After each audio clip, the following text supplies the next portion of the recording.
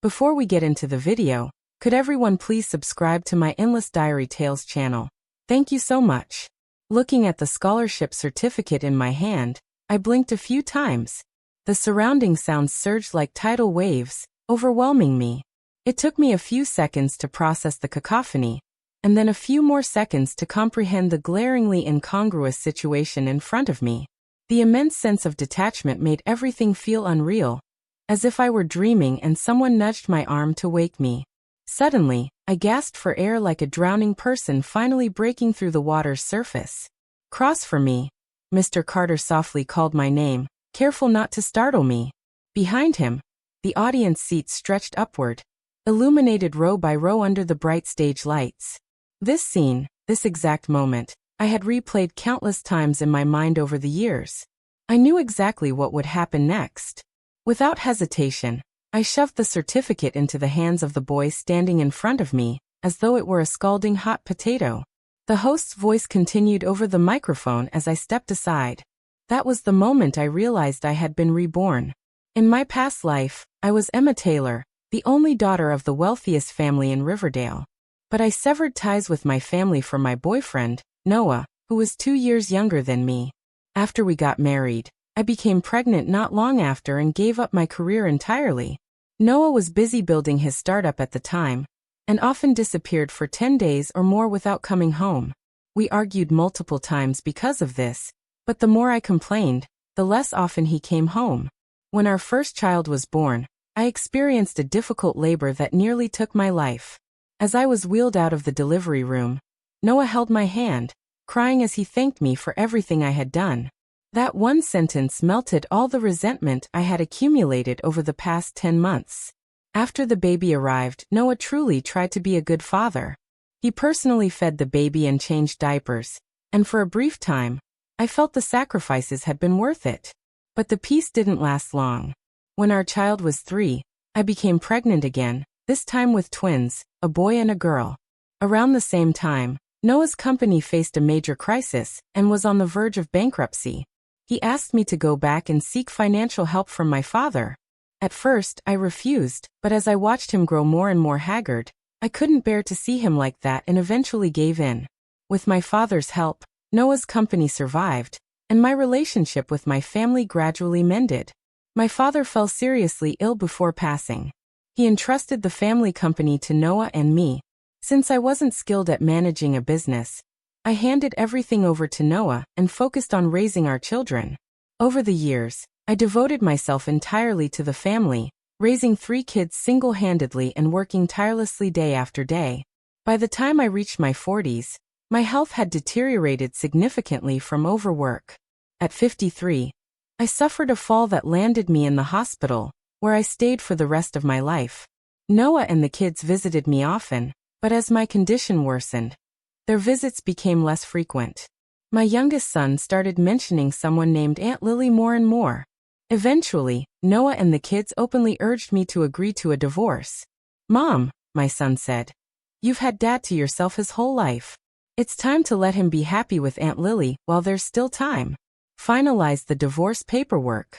Dad and Aunt Lily's wedding is already being planned." It wasn't until that moment that I realized all my sacrifices and devotion meant nothing to them. Since Noah took over my family's company, its stock value had plummeted, and within a few years, it went bankrupt. Meanwhile, the company Noah founded thrived. I had my suspicions back then, but I was blinded by love and easily deceived by his sweet words. I failed my loving parents, destroying the company they built with their own hands. Worse, I failed myself, giving up my entire life for someone who ultimately discarded me. In the end, I was left with nothing but regret and resentment, lying helpless in that hospital bed, unable to do anything but cling to life. When I refused to agree to the divorce, they cut off my hospital funding. One by one, the machines that kept me alive were disconnected. Breathing became increasingly difficult. Finally, a nurse dialed Noah's number for me, but the voice that answered wasn't his. It was my youngest son. He said, "Dad and Aunt Lily were taking wedding photos. When you're gone, Aunt Lily will be my mom." It felt like a massive hand had clenched my heart, draining all the strength from my body. Then a sharp beeping noise brought me back to the present. In the hotel lobby, school officials surrounded me as they ushered me toward a nearby venue. This scholarship is truly a lifesaver. That first-place kid is incredibly talented. Although he's a physics major, he's excellent in math and computer science too. His family's circumstances are tragic. Both parents passed away. He works part-time during the day and often sleeps in the lab at night. Yet he still maintains top grades. Without this scholarship, he was planning to drop out earlier this year. My grandfather had decided to establish a dedicated scholarship at his alma mater for students who displayed exceptional talent in specific fields. For its inaugural presentation, he had intended to come in person, but 2 days ago, he twisted his ankle playing tennis with an old friend, so he sent me in his place, which was why I was here today. I nodded. The Taylor Group has several other educational aid programs he qualifies for. He can apply for those as well. As we exited the campus gates, we passed by a narrow alley. I glanced into it, and the school official quickly explained, "Those are houses built 50 or 60 years ago. Only a few elderly residents still live there." I nodded in acknowledgement, but I wasn't really interested in the alley itself. It was the figure deep within it that caught my attention. In my previous life, it was at this exact moment that I had Horizon Ventures. Back then, I didn't understand why he chose that name. When I asked, he said Horizon symbolized hope and growth, and the Ventures part reflected the idea of navigating the chaotic business world with sincerity and kindness. I believed him, and even admired the sentiment behind it. But as I lay in bed years later, I finally pieced it all together after overhearing my children mention it repeatedly. I realized the truth. Horizon was a combination of Noah Reed and Lily X's names. From the very start, I was nothing more than a fool in their game. By all accounts, Noah didn't establish Horizon Ventures until years after he secured an investment from my father. How could it possibly exist already? "Dad, when did this company appear?" "Just a few days ago," he answered without hesitation. "It came out of nowhere." "Is it big?" "Not really. Seems like a small startup, but they're fast, lightning fast." I clenched my fists. Noah must have been reborn too, and earlier than me. Armed with knowledge of the future, he used it to gain the upper hand and seize opportunities that hadn't yet emerged. My guess was correct. He wouldn't stop here. He would continue to target projects that had previously brought massive success to the Taylor Group, making them his own. "Give me a team, Dad. I'll get back everything we've lost." If Noah could seize opportunities, why couldn't I? No one would expect the first confrontation between us in this life to take place in the business world.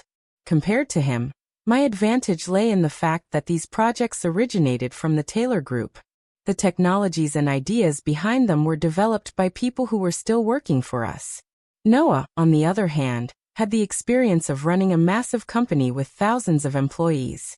In our previous life, he was more seasoned, more ruthless. But ultimately, he was in the open while I operated from the shadows, giving me a significant edge. 2 days later, at 2 a.m., the office lights were still blazing. I pulled my eyes away from the computer screen and glanced around. Not a single person had left. "Thank you, everyone. That's enough for today. Go home and get some rest." "It's no trouble, Miss Taylor," someone replied cheerfully. "We're not tired. The project isn't so urgent that you should sacrifice your health. You're all still young. If you burn out your bodies now, how will you cope later?" A younger employee laughed. "Miss Taylor, you're younger than I am, yet you talk like my mom."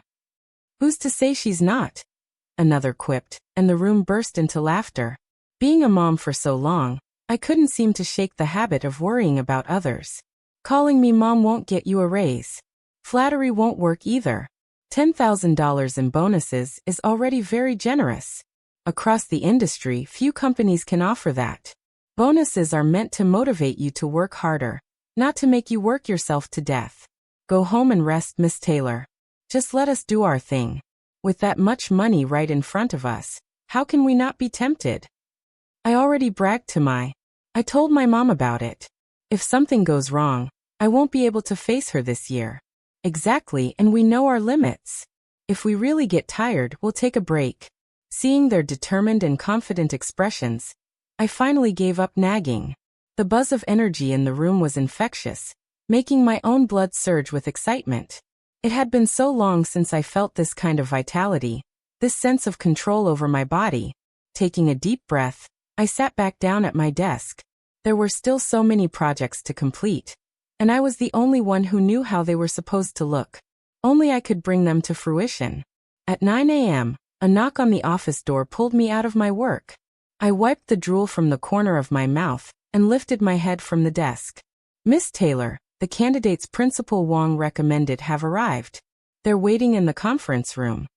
Although our project team already had a lot of members, most were handling the core work. We still needed people to take care of the smaller tasks. However, we had already reassigned so many employees from other departments that further reallocation would disrupt the rest of the company. Recruiting openly could also draw Noah Reed's attention, which I wanted to avoid. Thankfully, I had met Principal Wong during the scholarship ceremony and asked him to recommend a few students. After quickly rubbing at the dark circles under my eyes, I walked into the conference room. 5 people sat on the sofa, all familiar faces from the scholarship event. The most formally dressed of them was the first-place student, the same young man I saw when I first came back to this life. The school leadership had mentioned that his family faced difficulties and his life was anything but easy.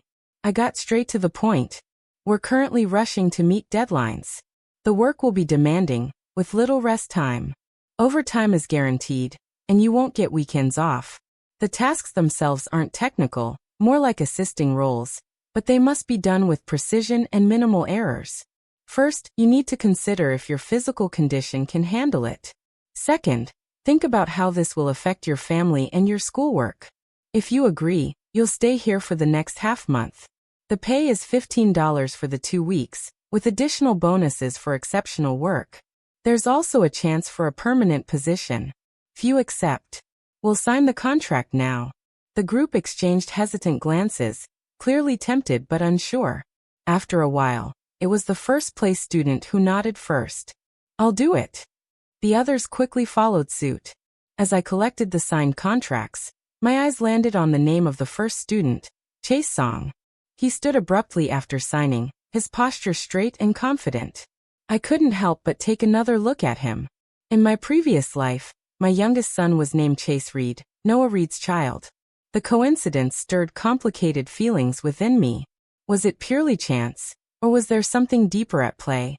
After all, if both Noah and I could come back to life, stranger things weren't entirely impossible. I smiled. It's a good name.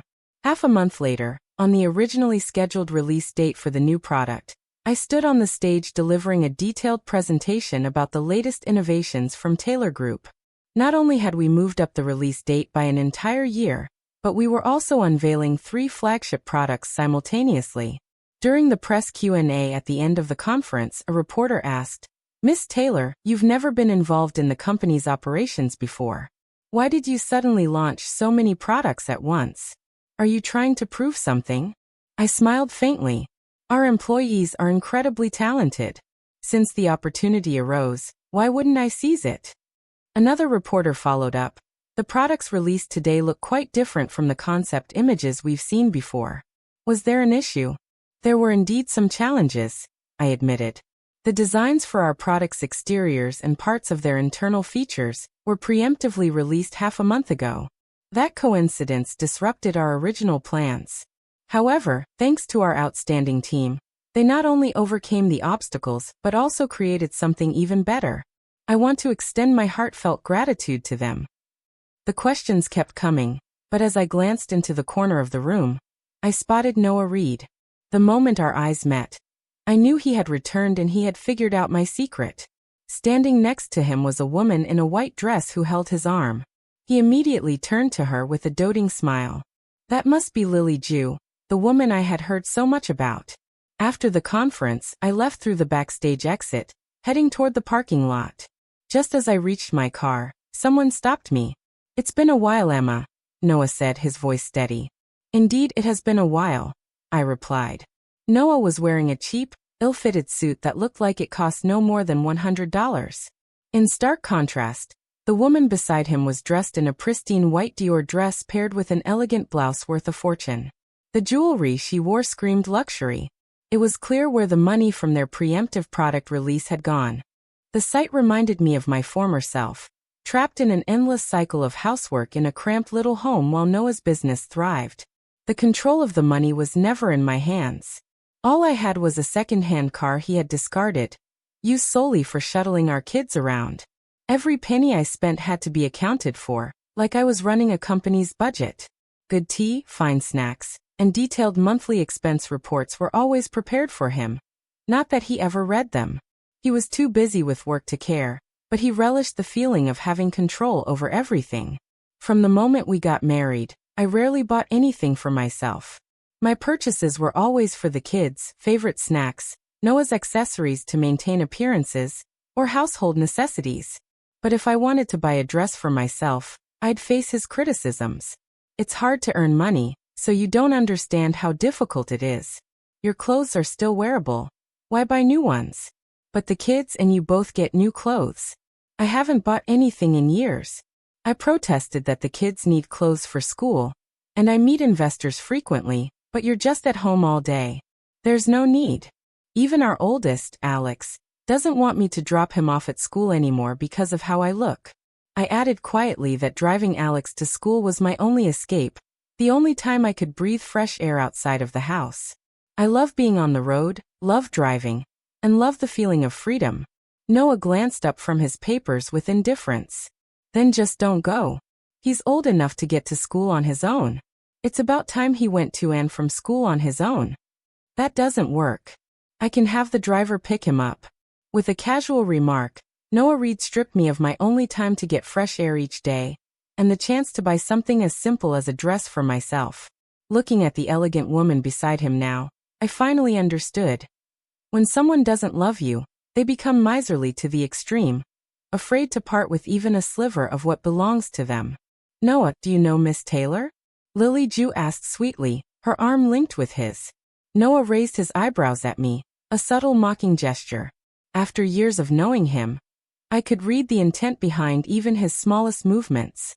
This one was filled with arrogance, pride, and ridicule. The realization stirred a faint irritation in me, further intensifying my resolve. He nodded, turning to Lily with a gentle smile. We've met a couple of times. I couldn't help but chuckle at how ironic those four simple words, a couple of times, were. That was all he gave to explain our past. The person I once cherished couldn't even offer Lily the truth about me. The absurdity was laughable. Lily tightened her hold on his arm, her voice soft and playful. Really? But Noah, why is she looking at you like that? Her gaze flitted to me before quickly returning to him. Noah glanced at me with a mixture of disdain and indifference, then turned back to her with a reassuring smile. Don't worry, no matter how she looks at me, my eyes are only for you. Their exchange, full of hollow theatrics, made me physically sick. I watched them like I was observing a pair of clowns performing on a stage.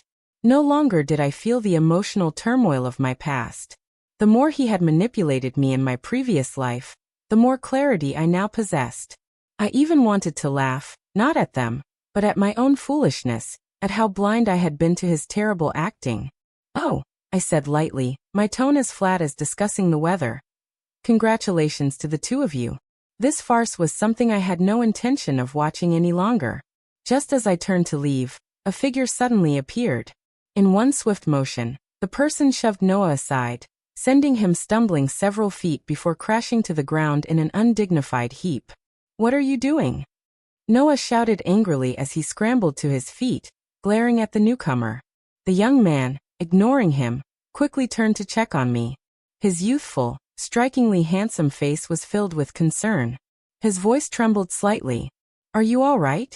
I froze for a moment, surprised to see Chase Song, the intern who had just joined my company after winning first place at the scholarship ceremony.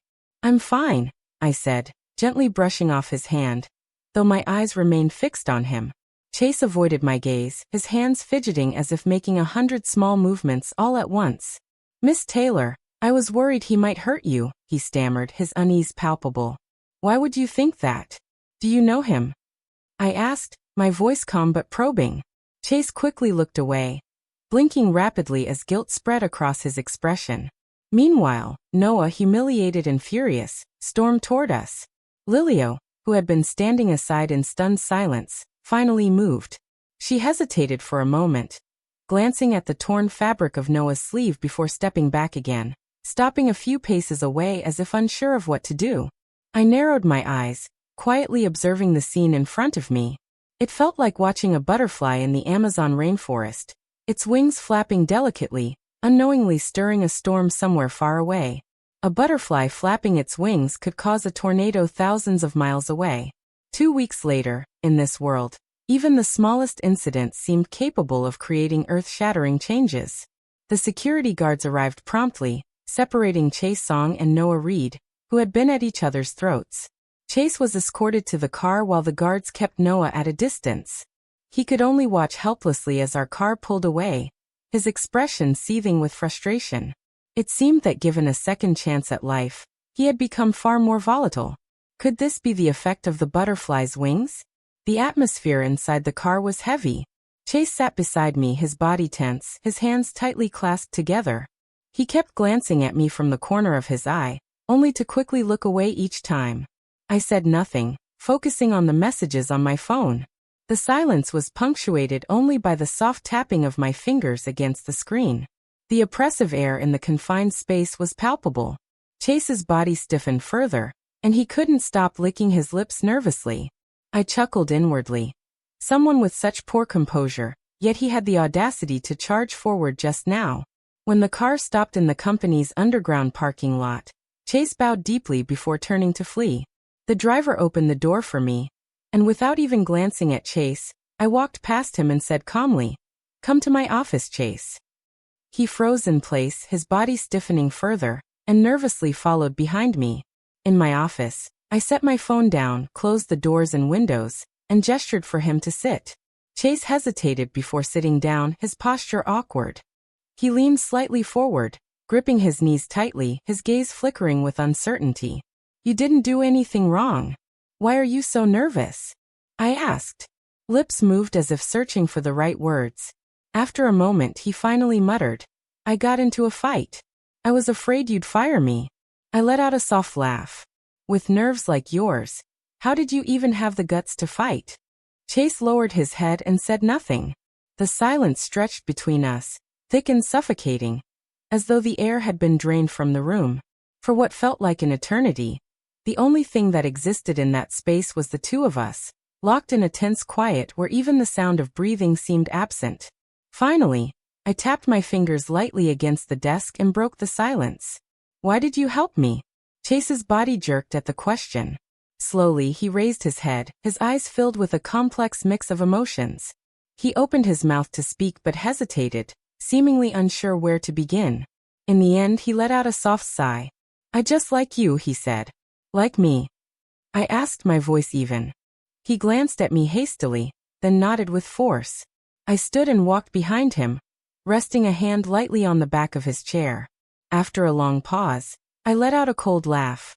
"Chase, you still haven't broken your habit of fiddling with your fingers every time you lie." He flinched, his head snapping up to look at me. His expression was a mix of shock and joy, his eyes glistening with unshed tears. He looked like he was about to cry. "Mom," I interrupted, raising a hand to cut him off. "I'm a woman in my 20s. I don't have a son as old as you. But you recognized me, didn't you?" "I recognized you because I'm smart and don't like being left in the dark. That doesn't change the fact that our relationship is purely one of superior and subordinate." I didn't understand why he had appeared here. Both Noah Reed and I had come back to life, but Chang's birth was still nearly a decade away. It was as if the butterfly effect had spun completely out of logic. No matter the reason, though, he was here now, and in my mind, he was still the person who had betrayed me in my previous life. Even when it came to that last phone call, the one he answered with indifference. In my past life, I had doted on him, worried constantly because he had been the smallest of the twins, born several pounds lighter than his sister. I wasn't a perfect mother, but I was at least a passing one. Yet in the end, he was the most enthusiastic about abandoning me. He'd even said once, "You're gone, Aunt Lily will be my new mom." Those words shattered my heart. Mom, don't call me that. I snapped. His voice dropped, almost pleading. I know the weaknesses of Noah Reed and Lily. If I tell you, would you forgive me? You don't need to treat me like before. Just let me stay by your side. I'll be loyal and take care of you. I didn't agree but replied flatly, let me hear it then. He hesitated, his face twisting with indecision, but eventually he began to speak. When Noah was with you, he was still pining after his unattainable white moonlight from his youth. But even the white moonlight has her own secrets. Lily's first love. He was a small-time actor. They broke up years ago because they didn't have money. After she got together with Noah, she used his money to support that actor in secret. The two of them are closer than you'd think. I shot him a sharp look. Miss Taylor, I can even tell you the name of the actor. Would that be enough to tear them apart? I nodded. It should be enough, but then I added, not that it's of any use to me. His eyes widened in surprise. I continued, why would I want to tear them apart? You've already said it yourself. Noah is just a cash cow. If he's willing to play the fool, why should I bother? Then what are you planning to do? He asked, still puzzled. Why should I tell you? Who knows if you're secretly working for Noah? Mom, believe me, I know I was wrong. I'll be loyal to you from now on. I'll make it up to you. I let out a soft laugh, patting his shoulder. Kid, there are too many people who want to be loyal to me right now. You're not at the top of that list. Now get out. I have work to do. Don't waste my time. His eyes shimmered with tears as he looked at me. In my past life, every time I scolded him, he'd put on that same pitiful expression. He was always good at playing the victim, but now I wasn't his mother anymore. I waited, expecting Chase to relay what I'd said to Noah, but days passed and nothing happened. It seemed Noah was getting bolder. He had stirred up quite a buzz by openly challenging Taylor Group, leveraging the attention to benefit himself. This was the perfect opportunity. I couldn't wait any longer. If Chase really chose to do nothing, then so be it. 3 days later, a news article quietly appeared in the corner of the financial news section. Horizon Ventures under investigation for tax evasion and fraud. Thanks to Noah Reed's recent loud and flashy provocations against Taylor Group, his company had been in the spotlight. Now its rapid downfall garnered just as much attention. Even more intriguing was the fact that several of Horizon's core team members had apparently seen the impending crisis and had already resigned before the investigation began. Of course, I orchestrated all of it.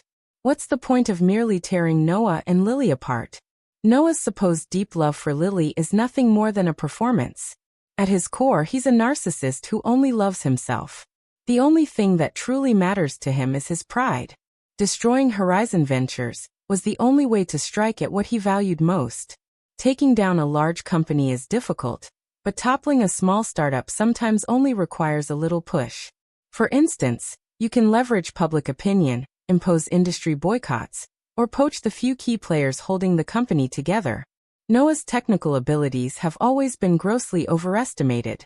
The real brains behind the technical aspects of Horizon Ventures was a college friend of his, a total tech fanatic with exceptional skills. However, the man was also painfully rigid, entirely focused on research and development, and indifferent to anything else. In the past, trying to recruit him was impossible, but recently Noah had been risking everything to satisfy Lily's ever-growing material demands. He went so far as to manipulate company finances, misappropriating funds to cover her lavish spending. This left Horizon Ventures accounts riddled with holes, creating tension between Noah and Lily. The company was in turmoil, its employees on edge. I took advantage of the chaos. On one hand, I reported their tax evasion and financial misconduct to the authorities, prompting an official investigation. On the other, I offered the technical genius an irresistible deal to jump ship to Taylor Group. With these two moves, Horizon Ventures, like a building that had lost its central pillars, began to collapse. Instantly, as I read the flood of negative reports about Horizon Ventures online, I felt no pity. I remembered my past life vividly. How Noah had deceived me. How I sacrificed everything for him only to end up in ruins. Now I was simply giving him a taste of his own medicine. Back then, I had been so naive, wholeheartedly trusting Noah. I handed over everything to him, even abandoning my own career and personal aspirations. And what was the result? Behind my back, he and Lily schemed to exploit me, to steal my family's assets. This time, I vowed to make him experience the agony of losing everything. A few days later, in the afternoon after finishing work, I headed home as usual. My phone was still on a call. "Dad, let's go out for dinner tonight," I said. "I heard from the assistant that there's a new French restaurant nearby.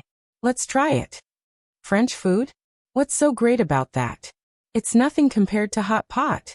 "Hot pot again? We just had it a couple of days ago. I can still taste lamb in my burps. Why do you love it so much?" I was engrossed in the conversation, not noticing the figure crouched near the company entrance. Suddenly, someone leaped out from the shadows, blocking my path. Frowning, I instinctively looked up, and there he was. Noah was still wearing the same wrinkled cheap suit. His hair was disheveled, and the carefully maintained facade of dignity he once had was completely gone, replaced by exhaustion and desperation. His eyes were frantic, filled with a mix of panic and urgency. "Emma, wait!" he called out, reaching out to grab my arm. I shot him a cold glare, full of disgust, and yanked my arm free with force. Without breaking stride, I continued walking. Like a relentless pest, he clung to me, following closely and mumbling incessantly. "Emma, please, for the sake of the years we spent as husband and wife, help me just this once. I have nowhere else to turn. Just lend me some money, just enough to get through this." Hearing his pitiful pleas, I felt nothing but indifference. "What about Lily?" I asked. "Selling some of her jewelry and accessories should cover part of the fines." She ran away," he stammered. "Emma, I understand now. She only wanted my money. But you and I were genuine. I was wrong, I really was. Please forgive me, okay? Forgive me." By then, I had reached my car, and was about to get in when Noah braced his hand against the door, blocking my way. "Emma, we were married for so many years. Do you really feel nothing for me anymore?" "Honey, I've realized my mistakes. Let's start over.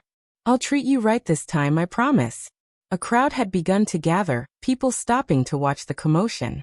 The security guards approached, quietly holding their batons. Without waiting for them, I punched him in the stomach, followed by a swift kick to his knee. Caught off guard, he doubled over in pain, collapsing to the ground. The guards rushed forward, restraining him as he struggled. I flicked my head, and the hair tie at the end of my ponytail slipped off, my long hair cascading down with the breeze. "Are you insane?" I snapped. "I'm in my 20s, who's been your wife for years." The guard held Noah firmly on either side, but he continued to struggle, shouting desperately, "Emma, you can't do this to me. You can't." I didn't respond, nor did I look back. I turned and walked away, leaving him there still screaming as the guards dragged him off. As the car drove away from the bustling city center, my phone rang. It was Chase. "Mom," he said softly, "don't scold me, just let me call you that one last time. I know you'll never forgive me. When I arrived, I finally understood what you had given up for us. I'm sorry for how deeply I hurt you before. You probably don't even know what happened after you died. Do you? Forget it. I won't say you're smart. You can probably guess. Let me tell you how I got here instead. Not even 2 years after you passed, I died too, starved to death. When I woke up, I realized I had become a baby. At first, I thought maybe the memories of my previous life had stuck with me, because I hadn't drunk mango soup. I was smug, thinking living again with memories of my past life would be amazing. But the family I was born into wasn't great. My mother had a mental illness and would lash out and hit people without warning. My father was a gambling addict who took every bit of money the family had. If it weren't for my past life's memories, I wouldn't even have been able to make it to college. One day, I saw you on TV. At that time, you hadn't yet returned, still the real 20-something version of yourself. You were standing behind Grandpa, looking carefree and completely unburdened. Later, I saw you again at the scholarship ceremony. Seeing you in person, I realized just how much I missed you." Between his words, I heard the sound of wind in the background. "Where are you?" I asked. He laughed, but it was bitter. "You finally asked. I thought you didn't care about me anymore. Where are you? On the rooftop. So, up here, Mom. Are you trying to use jumping to threaten me? I asked, my voice cold. How could I? Mom, I just wanted to hear your voice one last time. After I'm gone, will you miss me? I took a deep breath and answered icily. No. Then I hung up. Uncle Wong, pull over and wait here, I said to the driver. We waited 10 minutes. Nothing happened. Everything remained quiet as I thought. He just wanted to exploit my soft spot. Those two, father and son, truly share the same blood. Both are master manipulators with the same impulsive, short-sighted personalities. Nor didn't apologize because he realized he was wrong. He only did it because he had nowhere else to go. Chaz didn't regret his actions either. He just needed money and a shortcut to success. But I am no longer the same person I was in my previous life. Let it go, I told the driver. The car pulled away, leaving everything behind. From now on, their affairs had nothing to do with me. I was ready to start my own brand new life.